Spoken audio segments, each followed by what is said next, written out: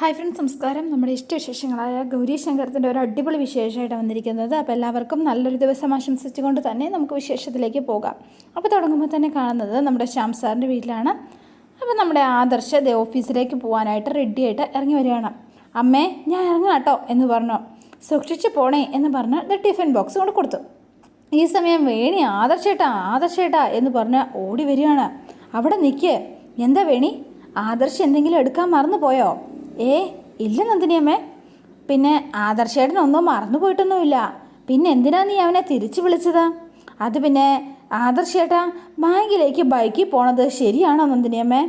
ബൈക്കിൽ തന്നെയല്ലേ ആദർശ് ബാങ്കിൽ പോയിക്കൊണ്ടിരുന്നത്? അതെ, അത് ശരിയാണ്.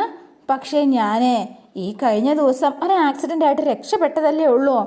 ബൈക്ക് യാത്ര അത്ര സേഫ് അല്ല കേട്ടോ നന്ദിനിയമ്മേ എന്ന് പറഞ്ഞു. അതെ നന്ദിനിയമ്മേ, ഇനി തൊട്ട് ആദർശേട്ടൻ കാറിൽ പോയാൽ പോരെ?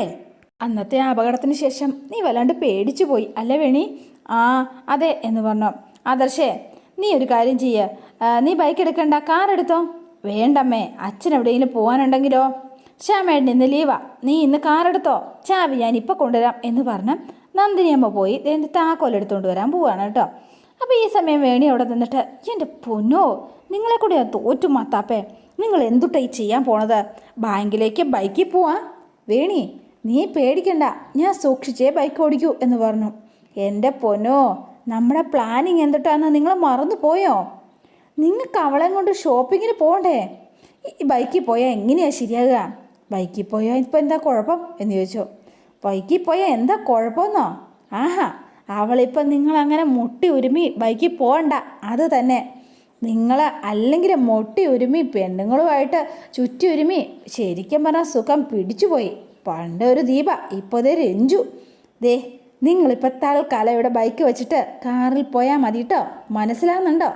അപ്പോൾ നന്ദിനി അമ്മ ചാവിയായിട്ട് അങ്ങോട്ടേക്ക് വന്നു. മോനെ ചാവി, ഇനിയിപ്പം വെയിലൊന്നും കൊള്ളാതെ നമ്മുടെ ആദർശേട്ടന് സുഖമായിട്ട് പോയിട്ട് വരാലോ അല്ലേ നന്ദിനി അമ്മേ? ഇങ്ങനെ വേണം. ആദർശിൻ്റെ കാര്യങ്ങളൊക്കെ നിനക്ക് ഇതുപോലെ തന്നെ നന്നായി വേണം, ശ്രദ്ധിക്കുകയും ചെയ്യണം. അങ്ങനെയാ നല്ല ഭാര്യമാർ. ഞാൻ ശ്രദ്ധിക്കുന്നുണ്ട് നന്ദിനിയമ്മേ. എൻ്റെ കണ്ണൊന്ന് തെറ്റിയാലേ ഈ മത്താപ്പ് പോലെ പുലിവാലിനും ചെന്ന് ചാടും. അപ്പോൾ പിന്നെ നമുക്ക് ശ്രദ്ധിക്കാതിരിക്കാൻ പറ്റുമോ നന്ദിനിയമ്മേ? എൻ്റെ ഒരു കണ്ണേ എപ്പോഴും മത്താപ്പിൻ്റെ പിന്നാലെ തന്നെയുണ്ട് നന്ദിനിയമ്മേ. ശരിയമ്മേ, എന്നാൽ ഞാൻ ഇറങ്ങട്ടെ എന്ന് പറഞ്ഞ് ആദർശം അങ്ങോട്ടേക്ക് ഇറങ്ങി. അപ്പോൾ ആ പുറകെ വേണിയും ചെല്ലുകയാണ് കേട്ടോ. അപ്പോഴേ നമ്മൾ പറഞ്ഞതൊന്നും മറക്കണ്ട കേട്ടോ എന്നുകൂടെ വേണി പറഞ്ഞു. എന്നിട്ട് ആദർശം അങ്ങ് പോയി. ആദർശം അങ്ങ് പോയപ്പോഴത്തേനും നന്ദിനി അമ്മയ്ക്കൊരു സംശയം, എന്തോ ഒരു പന്തികേട് പോലെ തോന്നി കേട്ടോ. അപ്പോൾ നന്ദിനി അമ്മ ഇങ്ങനെ വന്ന് നിന്നപ്പോഴത്തേനും, അല്ല നന്ദിനിയമ്മേ, അല്ല സൂക്ഷിച്ച് പോകണം എന്നാണ് അർത്ഥത്തിലാണ് ഞാൻ ഉദ്ദേശിച്ചത് നന്ദിനിയമ്മേ എന്ന് പറഞ്ഞു. ഒന്നും പറഞ്ഞില്ല. നന്ദിനി ചിരിച്ചിട്ട് അകത്തേക്ക് നേരെ കയറിപ്പോയി. പിന്നെ കാണുന്നത് നമ്മുടെ ശംഖുവിനെയും ഗംഗേനെയാണ്. അപ്പോൾ ശംഖുവിനെ കയ്യോടെ പിടികൂടിയല്ലോ ഗംഗ. അപ്പം എന്നാലും എൻ്റെ ശംഖു, നിന്നെ ഞാൻ സമ്മതിച്ച് തന്നിരിക്കാം. ഈ ഒരു വേഷത്തിൽ നിന്നെ ഞാൻ ഒട്ടും പ്രതീക്ഷിച്ചില്ല കേട്ടോ. നീ ആൾ കൊള്ളാട്ടോ, പൊളിയാ. നീ ചാരങ്ങാട്ട് മഹാദേവൻ്റെ മോനാണെന്നും ഇഷ്ടം പോലെ ബാറുകളും കള്ള് ഷാപ്പും അതുപോലെ ഒരുപാട് സ്ഥാപനങ്ങളുടെയും പാർട്ണറാണെന്നൊന്നും ഇവിടെ ആർക്കും അറിയില്ല അല്ലേ? എടി ഗംഗേ, ഞാനൊരു കാര്യം ചോദിച്ചോട്ടെ. ഈ തൃശ്ശൂർ റൗണ്ട് മുഴുവൻ പരിസരത്തുമായിട്ട് എന്തോരം അമ്പലങ്ങളുള്ളതാ. എന്നിട്ട് എങ്ങനെയാ നീ കറക്റ്റായിട്ട് നീ അമ്പലത്തിൽ തന്നെ എത്തിയത്? അതിനാ മോനെ യോഗം എന്നും വിധി എന്നും പറയാം. ഇത് എൻ്റെ യോഗ, നിൻ്റെ വിധി, അങ്ങനെ എഴുതിയാൽ മതി. ആയിക്കോട്ടെ. പക്ഷേ ഗംഗേ, ഒരു കാര്യമുണ്ട് കേട്ടോ, നീ എന്നെ ഹെൽപ്പ് ചെയ്യണം കേട്ടോ. തൽക്കാലം നീ ഇത് വേറെ ആരോടും പറയരുത് കേട്ടോ. വീട്ടിൽ ആരോടും ഇതൊന്നും പറയാൻ നിൽക്കരുതെന്നാ. അത് ശരി. അപ്പോൾ ആ കുട്ടിക്ക് ഗൗരിക്കും ഇതൊന്നും അറിയില്ല അല്ലേ? ഇല്ലടി, ഞാൻ ഗൗരിയോട് പോലും ഇതൊന്നും ഞാൻ പറഞ്ഞിട്ടില്ലെന്നേ. അതെന്താ ശംഖു ആ കുട്ടിയെ ഇതൊന്നും അറിയിക്കാത്തത്? എൻ്റെ ഗംഗേ, സമയമാകുമ്പോൾ ഞാൻ തന്നെ ഇതങ്ങോട്ടേക്ക് എഴുന്നള്ളിച്ചോളാന്നേ. നീ ആയിട്ട് തൽക്കാലം ഇതൊന്നും പറഞ്ഞ് പൊളിയാക്കല്ലേ. ഉറപ്പൊന്നും പറയണില്ല, എന്നാലും ശ്രമിക്കാം. എന്തായാലും ഞാനൊന്ന് ആലോചിക്കട്ടെ. ഗംഗേ പ്ലീസ്, നീ എന്നെ ചതിക്കല്ലേ കേട്ടോ, ആരോടും പറയല്ലേ. ഞാനൊന്ന് ആലോചിക്കട്ടെ എന്ന് ഞാൻ പറഞ്ഞില്ലേ. അതിനു മുമ്പേ എനിക്കൊരു കാര്യം അറിയാനുണ്ട്. അല്ല, ഇത്രയ്ക്കും സ്വത്തവും പരിപാടിയും ഒക്കെയുള്ള നീ എന്തിനാ ജസ്റ്റ് 800 റുപ്പീസിന് ഈ അമ്പലത്തിൽ വന്ന് ഈ പരിപാടി ചെയ്യണത്? പറയാ. അപ്പോൾ ഇങ്ങനെ നോക്കി, ശംഖു നിന്നോടാ ഞാൻ ചോദിച്ചത്, കേട്ടില്ലേ നീ? ഒരു കാര്യമില്ലാണ്ട് നീ ഇങ്ങനെ ഒരു ഡെയിലി വേജസിന് എന്താണെങ്കിലും ഇങ്ങനൊരു ജോലി തിരഞ്ഞെടുക്കില്ലല്ലോ, അതാ ചോദിച്ചത്. എടി പെണ്ണേ, ഇങ്ങനെ ഒരു ജോലി തിരഞ്ഞെടുക്കുന്നതിൻ്റെ പിന്നിൽ എന്തെങ്കിലും ഒരു ഉദ്ദേശം ഉണ്ടാവുമെന്ന് നീ അങ്ങ് വിചാരിച്ചോ? ആ കാരണം എന്താണെന്നാണ് ഞാൻ ചോദിച്ചത്. ശങ്കു, പറ ശങ്കു, എന്താടാ കാര്യം? ഞാൻ ഈ ജോലി ചെയ്യണത് എൻ്റെ ഗൗരിക്ക് വേണ്ടിയിട്ടാ. ആ കുട്ടിക്ക് വേണ്ടിയിട്ടോ? മനസ്സിലായില്ല. എന്താടാ? ചാരങ്ങാട്ടുകാരുടെ സ്വത്തും സമ്പത്തും പ്രതാപവും ഒന്നും കണ്ടിട്ടല്ല കേട്ടോ ഗൗരി എന്നെ കല്യാണം കഴിക്കാനായിട്ട് സമ്മതിച്ചത്. അവൾ അങ്ങനെ പണത്തിനും മൊത്തം ഇമ്പോർട്ടൻസ് കൊടുക്കുന്ന ആളുമല്ല. അവൾക്കൊരൊറ്റ ആഗ്രഹം മാത്രമേ ഉള്ളൂ, മറ്റാരെയും ആശ്രയിക്കാണ്ട് അവളുടെ കെട്ടിയോൻ അധ്വാനിച്ച് ജീവിക്കണം. എത്ര പെൺകുട്ടികളാ അങ്ങനെയൊക്കെ ആഗ്രഹിക്കാം? അത് തന്നെ, അതാട്ടോ എൻ്റെ ഗൗരിയുടെ മനസ്സ്. അതുകൊണ്ട് അവൾ അങ്ങനെ ഒരു കാര്യം ആഗ്രഹിക്കുമ്പോൾ ഞാനായിട്ടത് നടത്തി കൊടുക്കണ്ടേ ഗംഗേ? നീ പറയാം. അതിനല്ലേ നമ്മൾ സ്നേഹം സ്നേഹം എന്നൊക്കെ പറയണത്. അതുകൊണ്ടാ ചെറിയൊരു വരുമാനം മാത്രമേ ഉള്ളെങ്കിലും ഞാൻ ഇങ്ങനൊരു ജോലി ചെയ്യാൻ തയ്യാറായത്. പിന്നെ കല ഒരു ജോലി മാത്രമല്ലല്ലോ, മനസ്സിന് സന്തോഷം തരുന്ന കാര്യമല്ലേ. അത് ഞാൻ നിനക്ക് ഇനി പ്രത്യേകം പറഞ്ഞു തരേണ്ട കാര്യമൊന്നുമില്ലല്ലോ, നിനക്കറിയാവുന്നതല്ലേ. അപ്പോൾ ആ കുട്ടിക്ക് വേണ്ടിയിട്ടാണ് ശങ്കർ ഈ ജോലി തിരഞ്ഞെടുത്തത്. സത്യത്തിൽ അവളോടുള്ള വാശിക്കാണ് ഞാൻ ഈ ജോലി തിരഞ്ഞെടുത്തത്. പക്ഷേ ഇപ്പോൾ ഉണ്ടല്ലോ ഈ നടയിൽ ഇങ്ങനെ കൊട്ടിപ്പാടുമ്പോഴുള്ള സുഖമുണ്ടല്ലോ ഗംഗേ, ഇപ്പം ഈ ജോലി ഒരുപാട് ആസ്വദിക്കുന്നുണ്ട് ഞാൻ. ആദ്യമായിട്ട് ഇത്രയും കുറച്ച് വരുമാനം കിട്ടുന്ന ജോലി എങ്ങനെയാ ശങ്കു ആസ്വദിച്ച് ചെയ്യാൻ പറ്റണത്? നീ പറഞ്ഞ ഇതേ ഡൗട്ട് എനിക്കും ഉണ്ടായിരുന്നു കേട്ടോ. എന്താണെന്നറിയില്ല, അമ്പലത്തിൽ ജോലിക്ക് കയറി ആദ്യ ദിവസം കഴിഞ്ഞപ്പോൾ തന്നെ എനിക്കെന്തോ മനസ്സിൽ വല്ലാത്തൊരു സന്തോഷം തോന്നിയിരുന്നു. അതുകൊണ്ട് ഇടയ്ക്ക് കൊട്ടുന്നതിൻ്റെ പണം അവർ കൈ വെച്ച് തന്നപ്പോൾ ഉണ്ടല്ലോ, ശരിക്കും ജസ്റ്റ് 800 രൂപയേ ഉള്ളൂ. ആ 800 രൂപയുണ്ടല്ലോ, ആ 800 രൂപയ്ക്ക് എൻ്റെ അച്ഛൻ എൻ്റെ അക്കൗണ്ടിലേക്ക് ഇട്ട് തന്നിരിക്കുന്ന 8 ലക്ഷം രൂപയേക്കാൾ വിലയുണ്ടെന്ന് എനിക്ക് തോന്നി. ആ ഒരു നിമിഷം അധ്വാനിച്ചുണ്ടാക്കുന്ന ആ പണത്തിന് ആ മൂല്യം അത് ഞാൻ മനസ്സിലാക്കിയത് അന്നു മുതലാണ്. അപ്പോഴാണ് എനിക്ക് ഒരു കാര്യം മനസ്സിലായത്. അധ്വാനിച്ച് ജീവിക്കുന്നതിൻ്റെ മഹത്വവും അധ്വാനിച്ചുണ്ടാക്കുന്നതിൻ്റെ മൂല്യവും ഒക്കെ ഗൗരി എന്നെ പഠിപ്പിച്ച് തരികയായിരുന്നു. എൻ്റെ ശങ്കു, നീ നിൻ്റെ ഭാര്യയുടെ ഭയങ്കര ആരാധകനാണല്ലോ ശങ്കു. നിനക്കറിയില്ല, എൻ്റെ ഗൗരിയെ പോലെ ഒരു പെണ്ണിനെ ഭാര്യയായിട്ട് കിട്ടിയാൽ ഞാനെന്നല്ല ഏതൊരു ഭർത്താവാണെങ്കിലും അവളൊരു ദേവിയെ പോലെ അങ്ങ് ആരാധിച്ചു പോവും. അപ്പോൾ വേഗം ഗംഗയുടെ മുഖം വാടിയിട്ട് ആളെന്തോ പെട്ടെന്ന് ഡെസ്പായിപ്പോയി. അല്ല, ഹേയ് എന്തടി പെണ്ണേ, പെട്ടെന്ന് നിൻ്റെ ഫേസ് അങ്ങ് ചേഞ്ചായി പോയല്ലോ, എന്തു പറ്റി നിനക്ക് എന്ന് ചോദിച്ചു. എൻ്റെ ഗൗരിയോട് നിനക്ക് അസൂയ ഉണ്ടോ? അപ്പോൾ ഒന്ന് ചിരിച്ചു. എനിക്കോ അസൂയോ? എന്തിന് എന്ന് ചോദിച്ചു. അല്ല, ഒരു പെണ്ണിന് മറ്റൊരു പെണ്ണിനെ പറ്റി ആരെങ്കിലും നല്ലത് പറഞ്ഞാൽ അത് അത്രയ്ക്ക് ഇഷ്ടാവില്ല, അതുകൊണ്ട് ചോദിച്ചതാ. വെറുതെ ആണെങ്കിലും നിൻ്റെ ഗൗരിയോട് നിനക്ക് അസൂയാണെന്ന് നീ പറഞ്ഞില്ലേ? അതിന് നിനക്ക് ഞാനൊരു പണി തരും മോനെ. വെറും പണിയല്ല കേട്ടോ, നല്ല 8ൻ്റെ പണി തന്നെ തരും. നീ ചെവിന്നുള്ളിക്കോ. എന്തൊട്ട് പണിയാ? നീ അമ്പലത്തിൽ ഇടയ്ക്ക് കൊട്ടണ കാര്യം ഞാൻ എല്ലാവരോടും പറയും. എൻ്റെ പൊന്നോ, എൻ്റെ ഗംഗേ, ഞാനൊന്ന് പറയട്ടെ, നീ ആവശ്യമില്ലാത്ത പണിയൊന്നും കാണിക്കല്ല കേട്ടോ. എൻ്റെ പേര് ഗംഗ എന്നാണെങ്കിൽ ഞാൻ പറഞ്ഞിരിക്കും മോനെ, നിന്നെ ഞാൻ കാണിച്ചു തരാം എന്ന് പറഞ്ഞ് ഗംഗ അവിടെ നിന്ന് എഴുന്നേറ്റ് പോയി.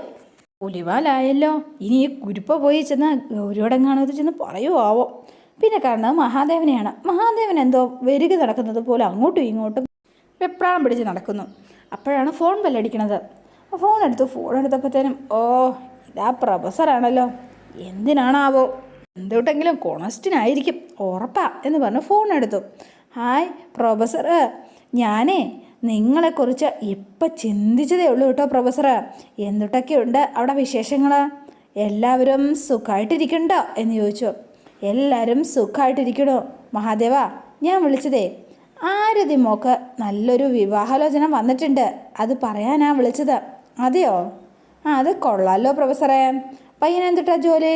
വല്ല മാഷോ ബാങ്കിലത്തെ ക്ലർക്കോ അങ്ങനെ വല്ല എന്താണോ എന്ന് ചോദിച്ചു. അല്ല, അവനൊരു ഡോക്ടറാ എന്ന് പറഞ്ഞു. മഹാദേവനൊന്ന് ഞെട്ടിപ്പോയി. ഡോക്ടറോ എന്ന് ചോദിച്ചു. അതെ, പയ്യൻ ഡോക്ടറാ. എന്നാൽ പിന്നെ വല്ല മൃഗ ഡോക്ടറായിരിക്കും അല്ലേ പ്രൊഫസറെ എന്ന് ചോദിച്ചു. മൃഗ ഡോക്ടർക്ക് എന്താ കുഴപ്പം? അയ്യോ കുഴപ്പമൊന്നുമില്ലാന്നേ. ആരതി കെട്ടാൻ പോകുന്നതേ എന്താണെങ്കിലും മനുഷ്യനെ ചികിത്സിക്കുന്ന ഡോക്ടർ തന്നെയാണ് എന്ന് പറഞ്ഞു. അപ്പോഴേക്കും മഹാദേവന് ദേഷ്യം വന്നു. ആ അങ്ങനെയാണോ? നല്ല ഫാമിലിയാണ്. അപ്പോൾ പയ്യൻ്റെ ബന്ധുക്കളൊക്കെ നാളെ ഇങ്ങോട്ടേക്ക് വരണുണ്ട്. അതുകൊണ്ട് മഹാദേവൻ നാളെ ഇവിടെ ഉണ്ടായിരുന്നെങ്കിൽ നന്നായിരുന്നേനെ എന്ന് പറഞ്ഞു. പ്രൊഫസറെ, ദേ നാളെ എന്നൊക്കെ പറയുമ്പോഴേ നാളെ നമ്മുടെ സാമുദായിക ട്രസ്റ്റിൻ്റെ മീറ്റിങ്ങൊക്കെ പറഞ്ഞിട്ടുള്ള ദിവസമാണേ. എന്നാ ഇലക്ഷനൊക്കെ നടന്നു വരികയല്ലേ. അതുകൊണ്ട് നമുക്കിവിടെ നിന്ന് തൽക്കാലം മാറി നിൽക്കാൻ പറ്റില്ല പ്രൊഫസറെ. എല്ലാ വേദിയിലും മാറി മാറി പ്രസംഗിക്കാനായിട്ട് ഞാൻ തന്നെ പോകണം. അതാ ഇപ്പോഴത്തെ സ്ഥിതി. നാളെ എന്നല്ല, ഈ ഇലക്ഷൻ കഴിയുന്നത് വരെ ഞാൻ ഫ്രീ ആവാനായിട്ടേ വലിയ പാടാ പ്രൊഫസറെ എന്ന് പറഞ്ഞു. തിരക്കാണ്, അതുകൊണ്ടോ പ്രൊഫസറെ. സാരമില്ല, മഹാദേവന് തിരക്കുകൾ എനിക്ക് മനസ്സിലാവും. ദേ പ്രൊഫസറെ, വേറെ ഒന്നും വിചാരിക്കരുത് കേട്ടോ. ആ പിന്നെ നമ്മുടെ വേണിമോൾ അവിടെ ഇല്ലേ എന്ന് ചോദിച്ചു. ആ ഉണ്ട്, വേണി ഇവിടെ തന്നെ ഉണ്ടല്ലോ. ആ പ്രൊഫസറെ, എങ്കിൽ പിന്നെ അവൾ അടുത്തുണ്ടോ? എങ്ങനെയാണെങ്കിൽ ആ പ്രൊഫസറെ ആ ഫോണൊന്ന് കൊണ്ട് കൊടുക്കുമോ? കൊടുക്കാം എന്ന് പറഞ്ഞു. അപ്പോൾ പ്രൊഫസർ അങ്ങോട്ടേക്ക് ചെന്നിട്ട് വേണിമോളെ എന്ന് വിളിച്ചു കേട്ടോ. അപ്പോൾ വേണി വേഗം തന്നെ അങ്ങോട്ടേക്ക് വന്നു. എന്താ പ്രൊഫസറെ എന്ന് ചോദിച്ചു. ഇതാ മോളെ, ഇതാ ഫോണ് എന്ന് പറഞ്ഞു. ഫോൺ വാങ്ങിച്ചു. അച്ഛനാ എന്ന് മനസ്സിലായി. ഹലോ അച്ഛ, ഞാൻ വേണിയാണ് സംസാരിക്കണത്. ആ മോളെ, അച്ഛൻ്റെ ചക്കര മോളെ. അല്ല വേണി മോളെ, നിൻ്റെ ഫോണിന് എന്തിട്ടാ മോളെ പറ്റിയത്? അതാണോ? ചാർജ് ഇല്ലാണ്ട് അതങ്ങ് ഓഫായി പോയി അച്ഛാ. ആ അങ്ങനെ അല്ല മോളെ, അതാണ് അച്ഛൻ വിളിച്ചിട്ട് ഇതുവരെ കിട്ടാണ്ടിരുന്നത് അല്ലേ? ആ പിന്നെ മോളെ, ഞാൻ നിൻ്റെ കാര്യങ്ങളൊക്കെ നോക്കാനായിട്ട് ഒരു ഹോം നേഴ്സിനെ ഏർപ്പാടാക്കുന്ന കാര്യം അച്ഛൻ നേരത്തെ നിന്നോട് ഞാൻ പറഞ്ഞിരുന്നില്ലേ? ആ പറഞ്ഞിരുന്നു അച്ഛാ. ഞാൻ ആ കാര്യം അച്ഛനോട് അങ്ങോട്ട് പറയാനിരിക്കായിരുന്നു കേട്ടോ. അവരെ നാളെ തന്നെ അങ്ങോട്ടേക്ക് എത്തിക്കോളൂ കേട്ടോ എന്ന് പറഞ്ഞു. എൻ്റെ പൊന്നച്ഛ, ഞാൻ പറയുന്നൊന്ന് കേൾക്ക്. എനിക്കിപ്പോൾ ഇവിടെ ഒരു ഹോം നേഴ്സിൻ്റെ ആവശ്യമൊന്നും ഇല്ല എന്ന് പറഞ്ഞു. അങ്ങനെയൊന്നും പറഞ്ഞാൽ പറ്റില്ല. ഹോം നേഴ്സ് വേണം എന്ന് പറഞ്ഞാൽ ഹോം നേഴ്സ് വേണം. നീ എന്തുട്ടാ കഴിക്കേണ്ടത്, നീ എപ്പോഴാണ് കഴിക്കേണ്ടത്, എന്തൊക്കെ പോഷകാഹാരങ്ങളാണ് കഴിക്കേണ്ടത്, ഇതൊക്കെ തീരുമാനിക്കേണ്ടത് ഹോം നേഴ്സാണ്. പിന്നെ അവർ വേണം, കിട്ടിയുള്ളൂ. അല്ലാണ്ട് ആ വീട്ടിലെ പെണ്ണുങ്ങൾക്ക് ഇതിനെക്കുറിച്ചൊക്കെ വല്ലതും അറിവുണ്ടായിരിക്കുമോ? എൻ്റെ പൊന്നച്ഛ, ഞാൻ പറയുന്നത് കേൾക്ക്. എൻ്റെ കാര്യങ്ങളൊക്കെ ഇവിടെ നന്ദിനി അമ്മയും മുത്തശ്ശിയൊക്കെ നന്നായി നോക്കുന്നുണ്ട്. കേട്ടപ്പോഴത്തേന് മഹാദേവന് ദേഷ്യം വന്നു. അതുകൊണ്ട് അച്ഛൻ തൽക്കാലം ഒരു ഹോം നേഴ്സിനെ അയക്കണ്ട. ദേ അതൊന്നും പറഞ്ഞാൽ പറ്റില്ല കേട്ടോ. ദേ നിൻ്റെ ഉണ്ണിയുടെ കാര്യത്തിൽ നിന്നേക്കാൾ ഉത്തരവാദിത്വം എനിക്കുള്ളത്. ഞാനൊരു മുത്തച്ഛനാകാൻ പോവാണ്. അത് നിനക്കറിയില്ലല്ലോ അല്ലേ? നിൻ്റെ കുട്ടിയുടെ കാര്യത്തിൽ നല്ല കെയറിങ് വേണം. അതിന് ഹോം നേഴ്സ് തന്നെ അത്യാവശ്യം തന്നെയാണ്. ദേ നാളെ തന്നെ ഒരു ഒരു കിണ്ണം കാച്ചി ഹോം നേഴ്സ് അവിടെ എത്തിയിരിക്കും കേട്ടോ എന്ന് പറഞ്ഞു. എൻ്റെ പൊന്നച്ഛ, അച്ഛൻ അത്രയ്ക്ക് നിർബന്ധമാണെങ്കിൽ ഒരു കാര്യം ചെയ്യാം. ഒരു 3 മാസം കഴിയട്ടെ, അത് കഴിഞ്ഞ ശേഷം ഒരു ഹോം നേഴ്സിനെ ഇങ്ങോട്ടേക്ക് അയച്ചാൽ മതി. അത് മതിയോ എന്ന് ചോദിച്ചു. അത് മതിന്നേ. ഒരു 3 മാസം കഴിയുമ്പോഴത്തേനും കറക്റ്റ് ആകുമ്പോൾ ഞാൻ അച്ഛനെ വിളിച്ച് കറക്റ്റ് പറയാം. അപ്പോൾ അച്ഛൻ എന്താണെങ്കിലും ഒരു ഹോം നേഴ്സിനെ ഇങ്ങോട്ടേക്ക് അയച്ചാൽ മതി. ശരി, നിൻ്റെ ഇഷ്ടത്തിന് അച്ഛൻ എന്നെങ്കിലും എതിര് നിന്നിട്ടുണ്ടോ? ആയിക്കോട്ടെ, നിൻ്റെ ഇഷ്ടം അങ്ങനെയാണെങ്കിൽ അങ്ങനെ തന്നെ നടക്കട്ടെ മോളെ എന്ന് പറഞ്ഞു. പക്ഷേ അറിയാലോ നിനക്ക്, മോളുടെ വയറ്റിൽ കിടക്കണതേ ഈ ചാരങ്ങാട്ട് മഹാദേവൻ്റെ പേരക്കുട്ടിയാണ്. അത് മറന്നു പോയില്ല കേട്ടോ. അതുകൊണ്ട് മോള് നന്നായി ശ്രദ്ധിക്കണം കേട്ടോ. നന്നായി റെസ്റ്റ് എടുക്കണം. ശരി, കേട്ടു, ഞാൻ കേൾക്കുന്നുണ്ട് അച്ഛാ എന്ന് പറഞ്ഞു. അതൊക്കെ ഞാൻ നന്നായി ശ്രദ്ധിച്ചോളാം അച്ഛാ. ശരി. പിന്നെ അതെ വേണിമോളെ, ഒരു കാര്യം പറയട്ടെ. നിന്നെ ഉണ്ണിയുടെ കാര്യത്തിൽ ഏറ്റവും അധികാരം ദേ ഈ ചാരങ്ങാട്ട് മഹാദേവനായിരിക്കും കേട്ടോ. ഈ മുത്തച്ഛന് നിനക്ക് മനസ്സിലാവുന്നുണ്ടോ? കുഞ്ഞിനെ പേരിടുന്നതേ ഈ മുത്തച്ഛനായിരിക്കും. പറഞ്ഞേക്കാം. അപ്പോഴേക്കും വീണ് നിന്നൊരുവാണ്. പേരിടൽ മാത്രമല്ല കേട്ടോ, ആ ഉണ്ണിയുടെ സകല കാര്യങ്ങളും ദേ ഈ മുത്തച്ഛൻ തന്നെ നോക്കും. അതുകൊണ്ട് ഒരു മുത്തച്ഛനാവാൻ വേണ്ടിയിട്ട് കുറേ നാളായിട്ട് ഞാൻ മോഹിച്ച് നടക്കുക. അതെ അച്ഛാ, ഞാനേ പിന്നെ ഞാൻ എൻ്റെ ഫോൺ ചാർജ് നിറഞ്ഞിട്ട് ഞാൻ അങ്ങോട്ടേക്ക് വിളിച്ചോളാം കുറച്ച് കഴിഞ്ഞിട്ട്. ആ ശരി, നാളെ അച്ഛൻ ഇങ്ങോട്ട് വരുമോ? ഇല്ല മോളെ എന്ന് പറഞ്ഞു. മോക്കറിയാലോ അച്ഛനെ എലക്ഷൻ്റെ തിരക്കിലാണ്. ആ എന്നാൽ ശരി ആയിക്കോട്ടെ. അപ്പോൾ വേഗം ഫോൺ വെച്ചു. ദേഷ്യം പിടിച്ച് അകത്തേക്ക് കയറി വരുമ്പോഴത്തേനും നമ്മുടെ രാധാമണി കയ്യിൽ ഒരു ഗ്ലാസ് പായസമൊക്കെ ആയിട്ട് വരികയാണ്. ഇത് നോക്കിയേ, ഇത് പാലട പ്രഥമനാ, ഒന്ന് കഴിച്ച് നോക്കിയേ എന്ന് പറഞ്ഞു. അപ്പോഴത്തേനും ചാടി കടിക്കുകയാണ്. നിൻ്റെ പാലട പ്രഥമൻ ഒന്ന് കൊണ്ടുപോടി എന്ന് പറഞ്ഞു. ഇതെന്താ ഇപ്പം ഇങ്ങനെ? നിങ്ങളെന്തിനാ എന്നോട് ദേഷ്യപ്പെട്ട് ചാടിക്കടിക്കണത്? എന്താ ചെയ്ത്? നീ അറിഞ്ഞോ? നമ്മുടെ പ്രൊഫസറുടെ ഇളയ കിടാവില്ലേ, അവളെ കെട്ടാൻ പോണതേ ഒരു ഡോക്ടർ കേൾക്കണ. ഡോക്ടറോ എന്ന് ചോദിച്ചു. ആ അതെടി രാധാമണി തങ്കച്ചി, ഡോക്ടർ തന്നെ, നല്ല ശരിക്കുള്ള ഡോക്ടർ തന്നെ. ഓ ഇനി മഹാറാണിക്ക് അഹങ്കരിക്കാനായിട്ട് ഇനി ഒരു കാരണം കൂടി ആയല്ലോ. എൻ്റെ പൊന്നോ, അനിയത്തെ കെട്ടാൻ പോകുന്നത് ഒരു ഡോക്ടറല്ലേ, പിന്നെ എങ്ങനെ ശരിയാവും? അതിനെ ആ കല്യാണം നടക്കണ്ടേ രാധാമണി എന്ന് ചോദിച്ചു. ഈ ചാരങ്ങാട്ട് മഹാദേവൻ്റെ മുന്നിൽ വെച്ച് എൻ്റെ മോൻ്റെ ചെകിടത്തടിച്ച ആ പ്രൊഫസറുടെ മോളുണ്ടല്ലോ, അവള് ഒരു ഡോക്ടറെ കെട്ടാൻ ഞാൻ ഒരിക്കലും സമ്മതിക്കില്ല. ഞാൻ സമ്മതിക്കുമെന്ന് നിനക്ക് തോന്നുന്നുണ്ടോടി രാധേ എന്ന് ചോദിച്ചു. കാണിച്ച് കൊടുക്കാൻ ഞാൻ എന്നൊക്കെ പറഞ്ഞ് മഹാദേവൻ ഭയങ്കര വാശിയിലിങ്ങനെ നിൽക്കുകയാണ്. ശരിയാക്കി കൊടുക്കുന്നുണ്ട് പ്രൊഫസറെ. പിന്നെ കാണുന്നത് ഓഫീസിലാണ്. അപ്പോൾ ആദർശിതേ വന്നിരിക്കുകയാണ്. നമ്മുടെ വേണിയുടെ പ്ലാൻ പോലെ എല്ലാം നടപ്പാക്കണമല്ലോ. അപ്പോൾ രഞ്ജു അതിലെ പോയപ്പോൾ രഞ്ജു ഒരു മൈൻഡൊന്നും ചെയ്യാതെ പോവാണ്. അപ്പോൾ വേഗം ആദർശ്, അതെ ഇങ്ങനെ നോക്കിക്കേ എന്ന് പറഞ്ഞു. രഞ്ജു ഗുഡ് മോർണിംഗ്, താനെന്താടോ എന്നെ മൈൻഡ് ചെയ്ത് പോണത്? അല്ല ആദർശേട്ടൻ, ഞാൻ സാധാരണ ആദർശേട്ടൻ എന്നെ അവോയ്ഡ് ചെയ്യാറാണല്ലോ പതിവ്, അതുകൊണ്ട് ചോദിച്ചതാ. ഇന്ന് എന്തു പറ്റി? താൻ ഇന്ന് ഫ്രീ ആണോ?